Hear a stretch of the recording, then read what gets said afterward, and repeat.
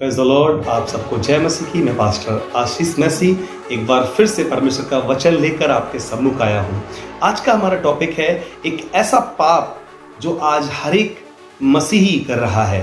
अन्य जातियों की तरह आज मसीही भी इस पाप में बुरी तरह फंसे हुए हैं। वो पाप कौन सा है, आइए जानते हैं।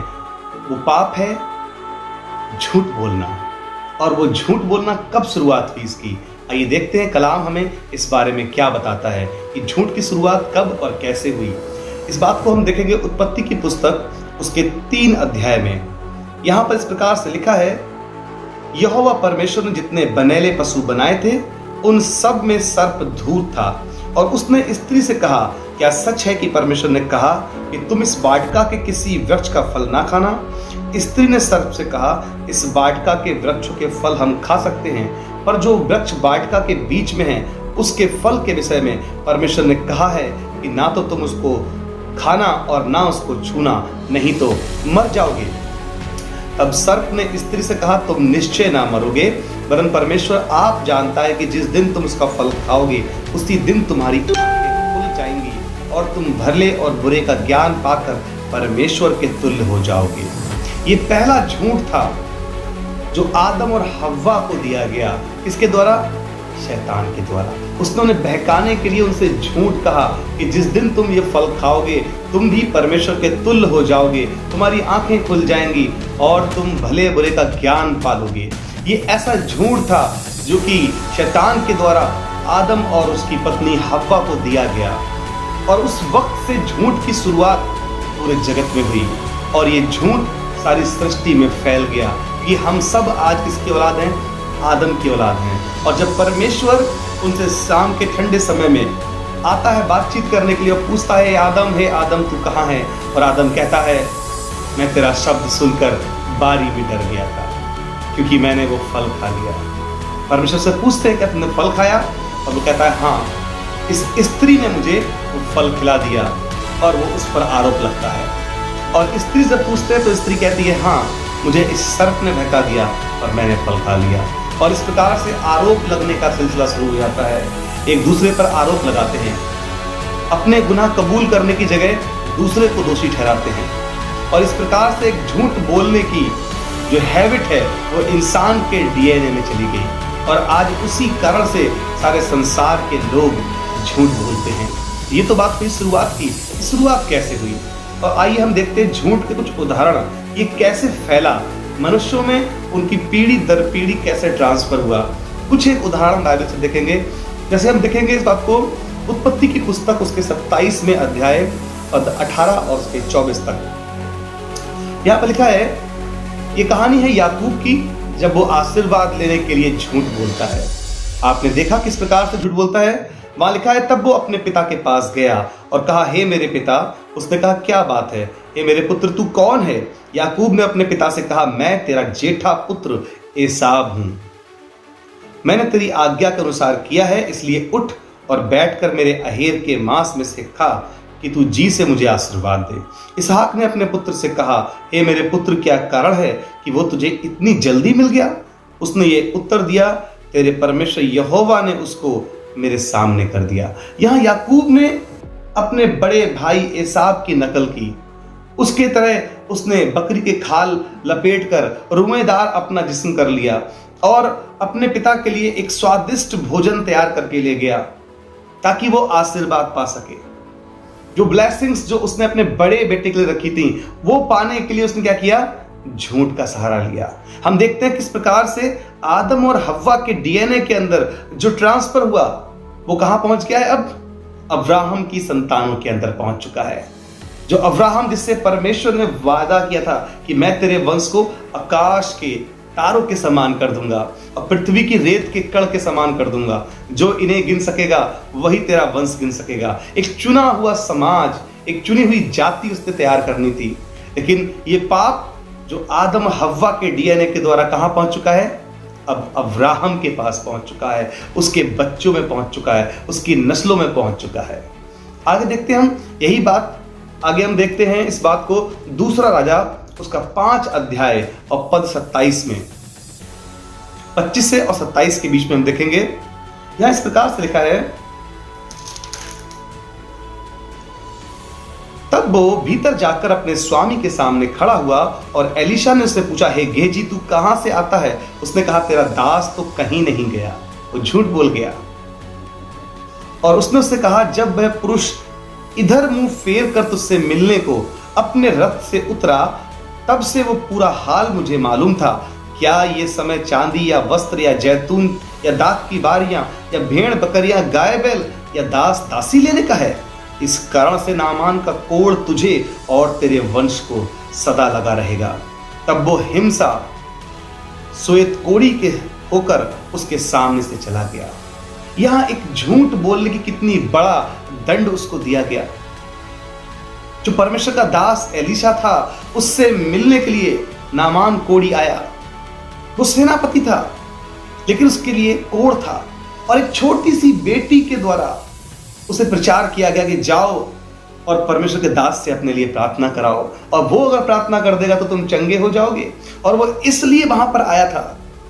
लेकिन वो बहुत सारे गिफ्ट्स, सोना चांदी कपड़े, पता नहीं कौन कौन से बहुमूल्य सामान उसको देने के लिए लाया था कि जब मुझसे मिलने आएगा एलीशा, तब मैं अपने चंगे होने के बदले में उसको बहुत सारा धन दूंगा और सम्मानित करूंगा। लेकिन आपको जानकर हैरानी होगी कि उसने उसमें से कुछ भी नहीं लिया, यहां तक कि उसकी तरफ देखा भी नहीं। और उसने वैसे ही पीछे से कह दिया कि जाकर यरदन नदी में 7 बार डुबकी लगा ले।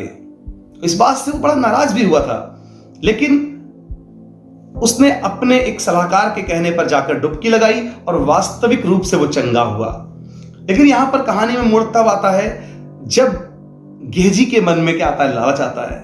क्योंकि इतना सारा सामान जब वो लाया था साथ में, परंतु उसमें से कुछ भी प्रभु के दास एलीशा ने नहीं लिया। परंतु इसके मन में लालच आया, और जब उसने देखा कि मेरे स्वामी की पीठ मेरी तरफ है और वो प्रार्थना में लौलीन है, ये चुपके से बाहर निकल गया और जाकर उससे कहता है कि अभी अभी कुछ मेहमान मेरे यहाँ आए हैं, और ये झूठ बोलकर उनसे कपड़े और जो गिफ्ट्स थे वो ले आता है। लेकिन ये सोच नहीं पाता, ये समझ नहीं पाता कि एलीशा को ये बात समझ में आ जाएगी। और प्रभु के दास एलीशा ने कहा, तूने ऐसा क्यों किया? तू कहां गया था? और वो वहां पर झूठ बोलने लगा, मैं तो कहीं नहीं गया, मैं तो यहीं पर था।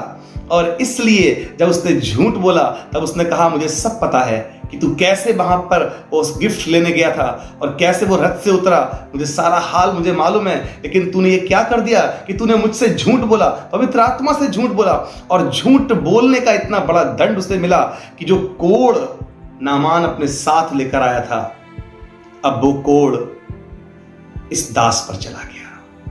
मेरे प्रियो, झूठ बोलने की इतनी बड़ी सजा बाइबल बताती है हमें कि बहुत अधिक भयानक पाप है ये, जिस पाप में आज तमाम मसीही फंसे हुए हैं। बाइबल में बहुत सी जगहों पर इसका रेफरेंस है, उदाहरण दिए गए हैं कि झूठ बोलने के कारण बहुत बहुत बड़े दंड आए हैं।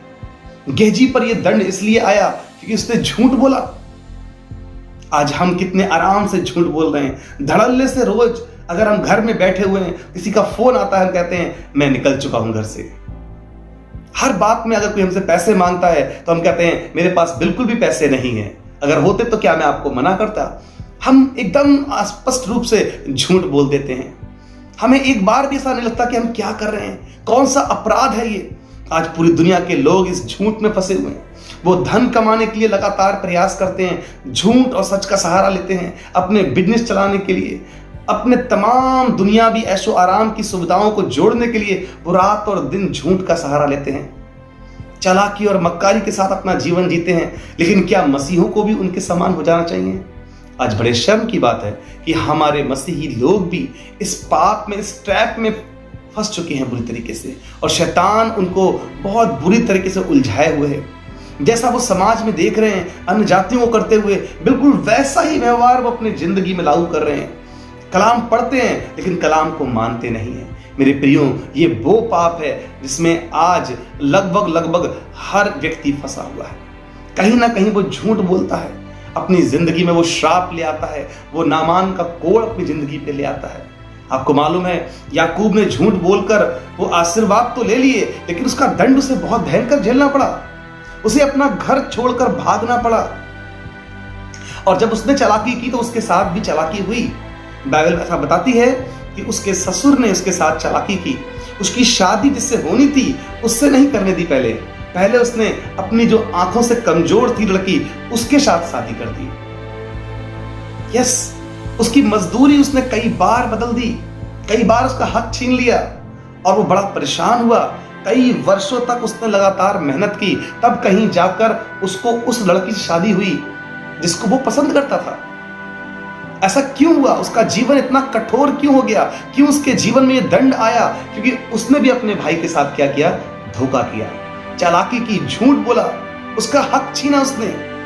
आज कई बार मेरे मसीह भाई बहन, हम भी अपने भाइयों का हक छीन लेते हैं। कई बार हम सोचते हैं पिता के मरने के बाद जमीन के बंटवारे में जो जमीन कीमती होती है उसे हम ले लेते हैं, जो घर अच्छा होता है वो हम रख लेते हैं, जो सामान महंगा और कीमती होता है उस पर हम अपना अधिकार समझते हैं और अपने भाइयों के साथ झूठ बोलते हैं, दगा देते हैं, उनके साथ चोरी करते हैं और लगातार हम पाप करते रहते हैं।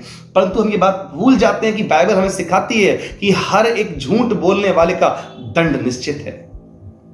आइए कुछ और पदों को देखें जो हमें बताते हैं किस प्रकार से हम झूठे हैं। हम में से कितने लोग झूठ बोलते हैं? लगभग सभी लोग झूठ बोलते हैं। पहला यूहन्ना 2 अध्याय पद 4 और 5 देखेंगे। पहला यूहन्ना 2 अध्याय पद 4 और 5, यहां इस प्रकार से लिखा है, जो कोई ये कहता है कि मैं उसे जान गया हूं और उसकी आज्ञाओं को नहीं मानता, वो झूठा है और उसमें सत्य नहीं। पर जो कोई उसके वचन पर चले, उसमें सचमुच परमेश्वर का प्रेम सिद्ध हुआ है। इसी से हम जानते हैं कि हम उसमें हैं। यस, यदि हम उसकी बातों को नहीं मानते तो हम झूठे हैं। हम कहते हैं हम परमेश्वर को जान चुके हैं। मैं सच बताऊं मेरे भाई बहन, हम उसे अभी तक नहीं जान पाए। अगर जान गए होते उसको तो अभी तक हमने झूठ बोलना त्याग दिया होता। बिल्कुल झूठ नहीं बोलते, लेकिन आज हम झूठ क्यों बोलते हैं? क्योंकि हमारी जिंदगी में लगातार पाप बना हुआ है, शैतान का साम्राज्य है और हम धड़ल्ले से के साथ रोज प्रतिदिन एवरीडे हम झूठ पे झूठ बोले जा रहे हैं। अगर आप काउंट करें, एवरीडे आप सुबह उठते हैं और रात को सोते हैं, उससे पहले आप कितनी बार झूठ बोल चुके हैं। जब आपका बच्चा कहता है कि आपने मुझे वो चीज नहीं दिलाई, ये खिलौना नहीं दिलाया, हम उससे झूठ बोलते हैं पैसे नहीं है। जब पत्नी कहती है कि आपने मेरे साथ ये वायदा किया था, और हम उससे भी झूठ बोल जाते हैं। जब हमसे लोग मदद मांगते हैं, हम उससे झूठ बोल जाते हैं। ऑफिस में झूठ बोलते हैं, अपने काम करने वाली जगह पर झूठ बोलते हैं, यहां तक कि अपने चर्च में भी झूठ बोल जाते हैं। यस, हम उस पाप में ऐसे फंस चुके हैं बुरी तरीके से कि हमें लगता है ये सब कुछ नॉर्मल लाइफ है। लेकिन मेरे प्रियो, इसका दंड बहुत भयानक है।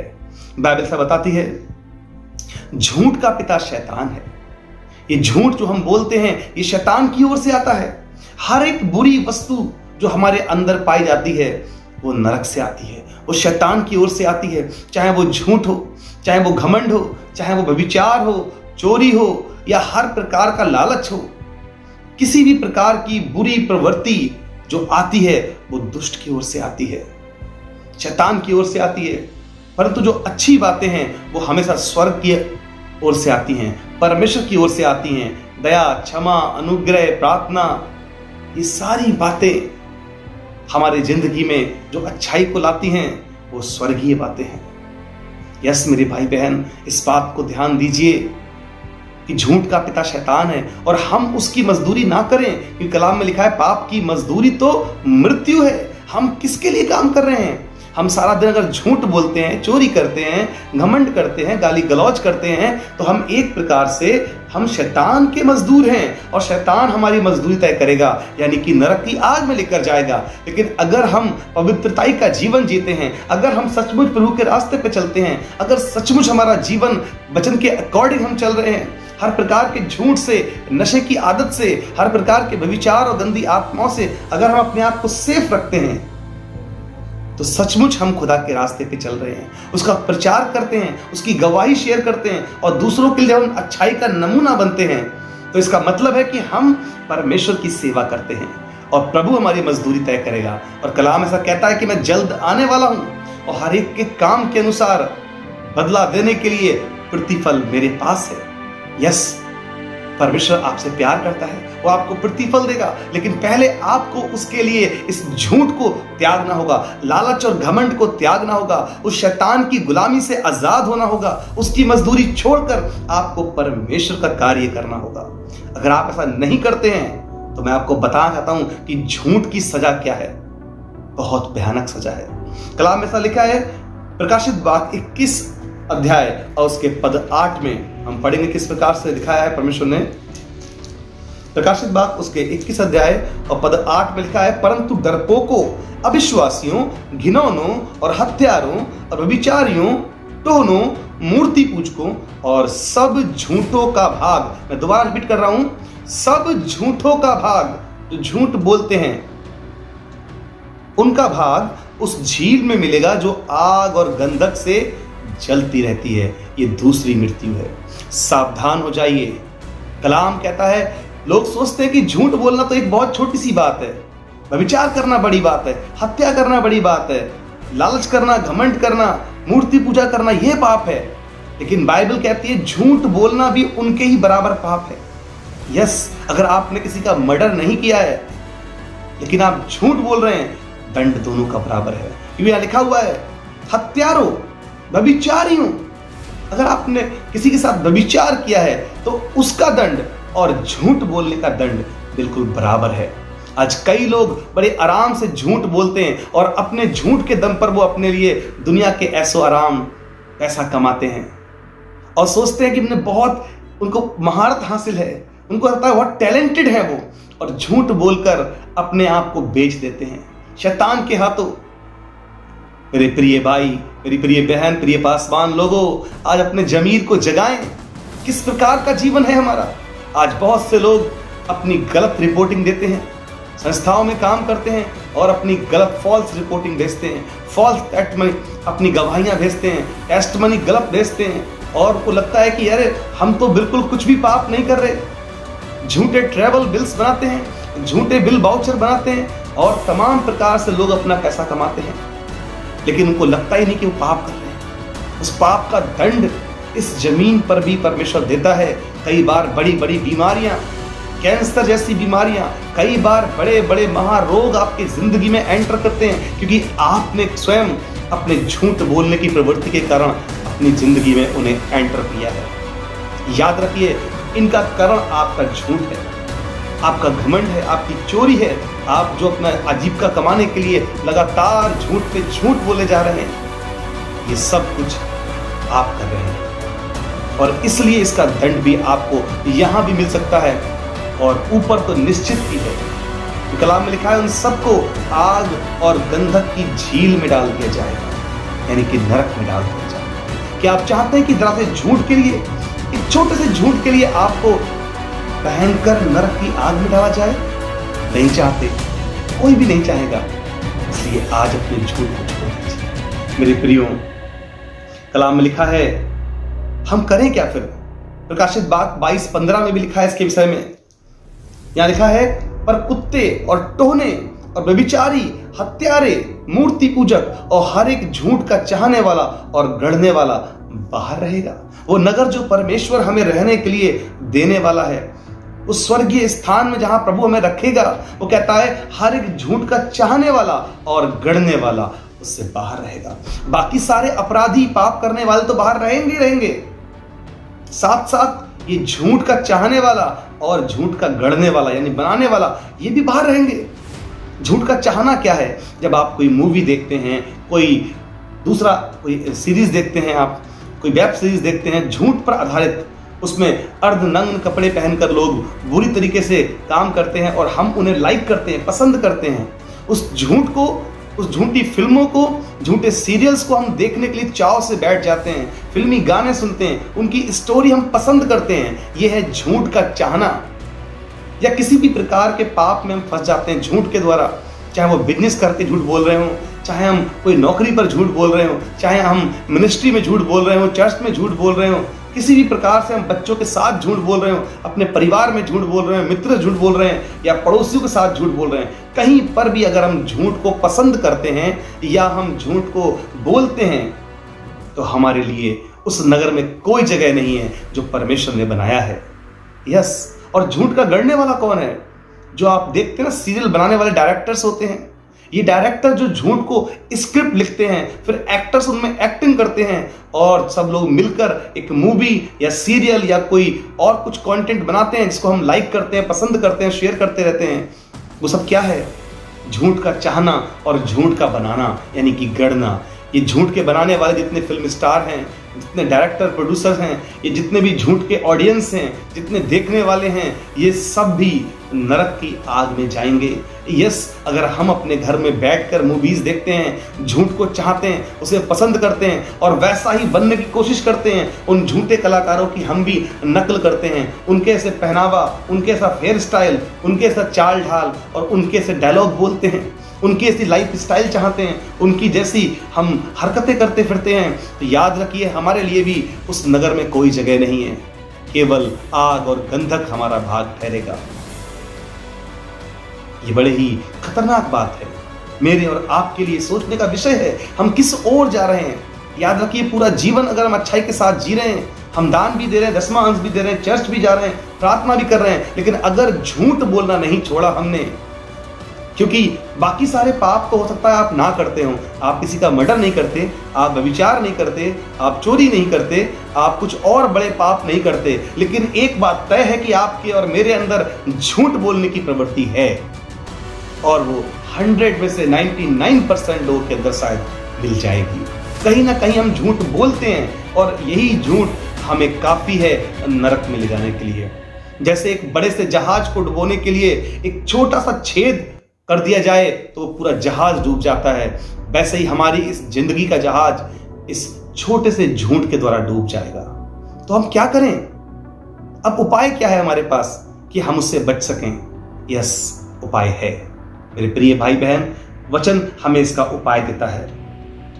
पहला यूहन्ना उसके 1 अध्याय पद 9 और 10 को पढ़ेंगे। वहां उपाय दिया है परमेश्वर ने हमें। प्रभु केवल हमारे पाप ही हमें नहीं गिनाता, वरन वो हमें उपाय भी देता है।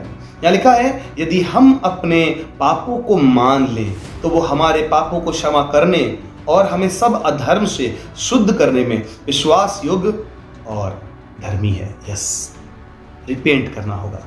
आज ही हमें अपने गुनाहों को मानना होगा। हमने जब जब झूठ बोला है, अगर हम याद कर सकते हैं उन तमाम बातों को, तो याद करें उन महत्वपूर्ण पलों को जब आपने झूठ बोलकर प्रभु की ब्लेसिंग को खो दिया। आप याद करें जब आपने झूठ बोलकर अपने लिए पैसा कमाया, आपने झूठ बोलकर किसी की बुराई की, आपने झूठ बोलकर अपने लिए क्या किया? प्रभु की आशीष को खो दिया। आप वो सारे पल याद करें और उनके लिए हृदय के साथ माफी मांगें और कहें, खुदा मुझे माफ कर, प्रभु मुझे माफ कर, मैंने झूठ बोला है। और आगे से तौबा करें कि आप झूठ नहीं बोलेंगे, आप झूठ के लिए कंट्रोल करेंगे। एकदम नहीं जाएगा, पर धीरे धीरे आप उसे छोड़िए। आप कम करते जाइए, प्रतिदिन कम करते जाइए और कम करते जाएंगे। एक दिन ऐसा आएगा कि आप उस झूठ से बाहर निकलने पाएंगे। यस मेरे भाई बहन, आज कई लोग हो सकता है सोचते हो ये कोई आसान काम नहीं है, लेकिन मैं बताना चाहता हूं, जिसका दंड नरक की आग हो, इससे भयानक और क्या होगा। यदि आप झूठ बोलकर धन कमाते हैं, आप नौकरी आपकी झूठ बोलने से सलामत है, अगर आपका बिजनेस झूठ बोलने से चलता है तो ऐसी नौकरी को छोड़ दीजिए। अगर आपका बिजनेस झूठ पर आधारित है तो ऐसे बिजनेस को छोड़ दीजिए। अगर आपकी मिनिस्ट्री झूठ बोलकर चलती है, ऐसी मिनिस्ट्री को छोड़ दीजिए, परंतु सत्य के साथ चलिए। परमेश्वर का आत्मा आपके साथ चलेगा। जब आप उस बिजनेस में नहीं थे तब भी तो प्रभु ने आपकी जरूरतें पूरी की थी। जब आप उस नौकरी में नहीं थे उससे पहले भी तो परमेश्वर ने आपकी जरूरतें पूरी की थी। जब आप इस मिनिस्ट्री में नहीं थे जहां पर झूठी रिपोर्टिंग होती है, तो क्या उससे पहले प्रभु ने आपको नहीं चुना? क्या उससे पहले प्रभु ने आपकी जरूरतें पूरी नहीं की? यस, उससे पहले भी आपकी जरूरतें पूरी हुई हैं। अब भी प्रभु आपको पूरा करेगा, आपकी हर जरूरत को पूरा करेगा, आपकी हर परिस्थिति को बदलेगा। लेकिन आज आपको बदलना है। हम एक और पद देखेंगे, पहला पत्रस उसका 3 अध्याय और पद 10 में इस प्रकार से लिखा है, जो कोई जीवन की इच्छा रखता है और अच्छे दिन देखना चाहता है, वो अपनी जीभ को बुराई से और अपने होठों को छल की बातें करने से रोके रखे। यस, अगर आप जीवन की इच्छा रखते हैं, अगर आप चाहते हैं आपके बच्चे आशीषित हो, अगर आप चाहते हैं आपके घर में बड़ी बड़ी बीमारियां ना आए, अगर आप चाहते हैं प्रभु की आशीष प्रभु का ब्लेसिंग आपको मिले, अगर आप चाहते हैं कि यहाँ जीते जी भी उसकी सामर्थ आपके अंदर काम करे, प्रभु का शक्ति आपको मिले, उसका वरदान आपको, ज्ञान आपको मिले और मरने के बाद भी आपको प्रभु अपने स्वर्गीय राज्य में रखे। यस मेरे ब्रदर, मेरी सिस्टर, आज आपको पाप छोड़ना होगा, आज आपको गलती छोड़नी होगी, आज आपको झूठ छोड़ना होगा, बुराई करना बंद करना होगा, अपनी जुबान को आपको कंट्रोल करना होगा। तभी आप प्रभु के योग्य ठहरेंगे, तभी आपको अच्छे दिन यहाँ भी और स्वर्गीय राज्य में भी देखने को मिलेंगे। अन्यथा यहाँ भी आप दुखित रहेंगे, पूरे जिंदगी कुड़कुड़ाते और निराशा में जिएंगे और मरने के बाद भी फिर भयंकर नरक की आग में अनंत काल तक जीना पड़ेगा। कोई आशा नहीं है, कोई उम्मीद नहीं है, पानी की वहां एक बूंद भी नहीं है, कोई बचाने वाला नहीं, कोई सुनने वाला नहीं। हजारों लाखों लोग आज रोज झूठ बोल बोल कर मर रहे हैं और सीधे नरक की आग में जा रहे हैं। इसलिए मेरे प्रिय भाई बहन, अपने आप को बचाइए इस पाप से। कलाम कहता है, अगर आप सचमुच चाहते हैं कि प्रभु आपके पापों को माफ करे तो मेरे साथ देखें यशायाह की पुस्तक 43 अध्याय और पद 25 में क्या लिखा है। यशायाह की पुस्तक उसका 43 अध्याय और पद 25 में इस प्रकार से लिखा है,